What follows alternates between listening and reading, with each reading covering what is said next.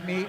And Mary Sophie Harvey at 2:10.7, a great swim by her for third and under the standard too. Right, I want to acknowledge Cindy Pickram's race because again, we're so distracted by the phenom that is Summer McIntosh at a 2:06 there, which is the top 4 that have ever happened in this in the world ever of all time, just to put as many descriptive words as I possibly can to tell you how incredible she is.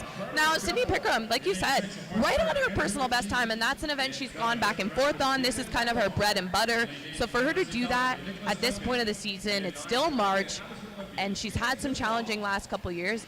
It's pretty exciting. And look at that, yeah, second or third in the world this year, third in the world this year, Sydney Pickram. So, you know, 2 Canadians that could potentially be looking toward the podium in that event. So some great swims from the ladies as we move on now to the men's 200 IM. And up first, Heat 1, this is our junior final.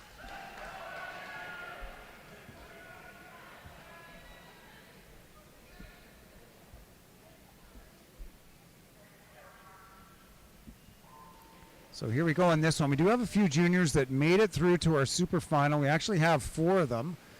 And the standard to be considered for the World Junior team, a time of 2:04.29. Top seed here in the junior final, Alexander Yazden, swimming in lane number 4 from Cam O, a 2:09.03. And right beside him in lane number 5, Carter Scheffel from Brantford, also a 2:09.03. Oh, really fast on the butterfly leg. Nick Duncan in lane number 8, 26.19. Well, Duncan has been having some great butterfly. You saw him, he was the second swim in the 100 earlier this week, a lifetime best time for him. 26.1 on the way out. That's a great outing for Duncan. It was a 2:12.82 this morning. Nick Duncan from the University of Calgary Swim Club out in front right now in lane number 8 as they come to the halfway point. Duncan in through a couple scratches into this junior final. He turns first at 59.24.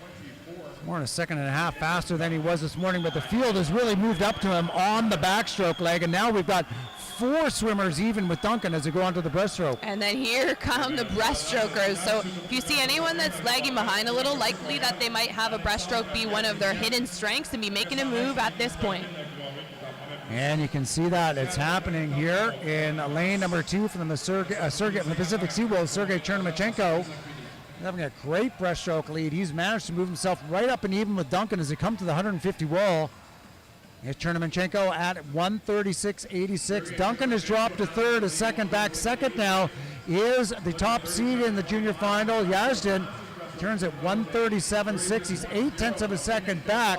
But Chernymachenko is having a great finish and great freestyle as well down here in lane 2. He looks so strong. He's breathing towards his competitors, but you want him to kind of keep his head down from this point on.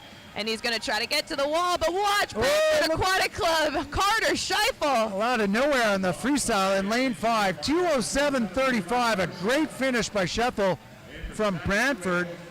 Almost 2 seconds faster than this morning as he wins the junior final. Carter Scheffel, 2:07.35. Second goes to lane 2. That's Sergei Chernymachenko from the Pacific Sea Wolves. And third in the junior final, lane number 4, Alexander Yazden.